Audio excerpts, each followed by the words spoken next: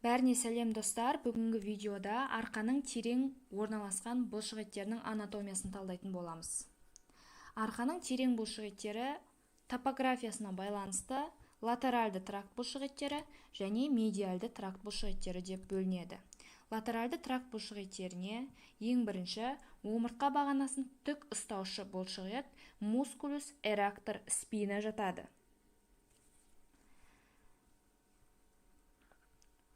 Бұл бұлшықет бізде 3 бұлшықеттен тұрады және ең бірінші латеральды орналасқан бұлшықеттің аты мускулус илиокосталис деп аталады. Мықын қабырғалық бұлшықет. Атап тұрғандай, сегіз көздің дорсальды бетінен және қырқасынан басталып жоғары қарай өрлеме бағытта қабырғалардың бұрышынан аяқталады. Бұл бұлшықетті 3 бөлікке бөліп қарастырамыз. Себебі бұлар бір-бірін жалғастырушы 3 бөліктен тұрады. Яғни бір бөлігі аяқталса, сол жерден екінші бөлігі басталып, ары қарай жалғасады. Мықын қабырға бұлшықетінің бел бөлігі мускулус илиокосталис lumborum бізде сегіз көздің дорсальды бетінен және қырқасынан жоғары қарай бағытталып, қабырғалардың сыртқы бетінде ангулус, яғни бұрышынан аяқталады.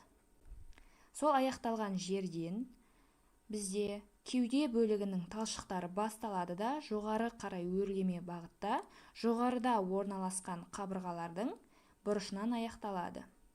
Бұл бізде кеуде бөлігі мускулус илиокосталис тарацис. Дәл сол аяқталған жерден бізде мойын бөлігінің талшықтары басталып, жоғары қарай бағытталып, төбеде орналасқан 4-ші, 5-ші және 6-ші мойын омыртқаларының көлденең өсіндісінен аяқталады. Келесі бұлшықет бізде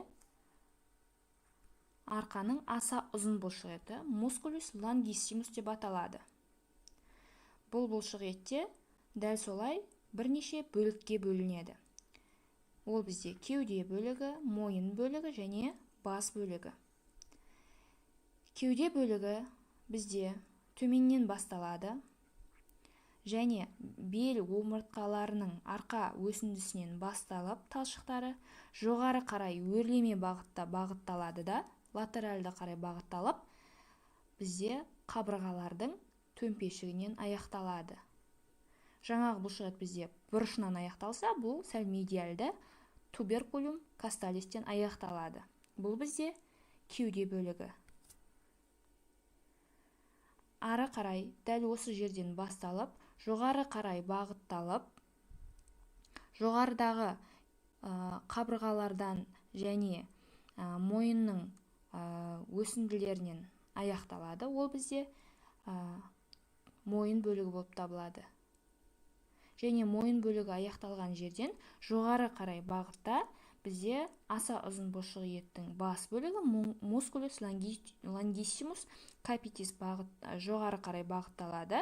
Бұл бұлшықет бізде жоғарғы 4 кеуде омыртқасы мен төменгі мойын омыртқаларының көлденең өсінділерінен басталады, жаңа аяқталған жерден басталады да жоғары қарай бағытталып, самай сүйегінің емізікті процессус мастоидеус деп аталатын өсіндісінен аяқталады.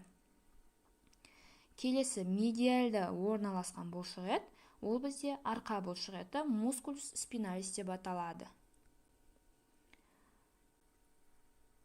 Бұл бұлшықет омыртқа бағанасының арқа өсіндісі мен көлденең өсіндісінің аралығын бойлап, осы омыртқаның айналасында өте жақын орналасады. Топографиялық орналасуына байланысты кеуде бөлігі, мойын бөлігі және бас бөлігі деп қарастырамыз. Арқа бұлшықетінің бізде кеуде бөлігі мускулус спиналис тарацис деп аталады. Ол жоғарғы 2-3 бел омыртқасы мен төмендегі орналасқан кеуде омыртқаларынан басталып, жоғары қарай бағытталып, жоғарғы кеуде омыртқаларының арқа өсіндісінен аяқталады.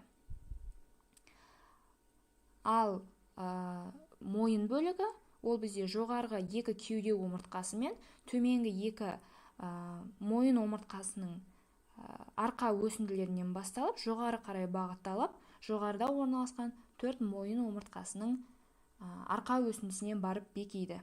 Ал бас бөлігі мускулус спиналис капитис, ол бізде нашар дамыған, ол бізде осы аяқталған жерден жаңадан талшықтары басталып, жоғары қарай бас сүйектен аяқталады.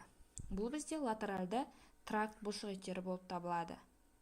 Яғни, бұлар жиырылған кезде омыртқа бағанасын тік ұстап жүруге көмектесетін бұлшықеттер тобы болып табылады.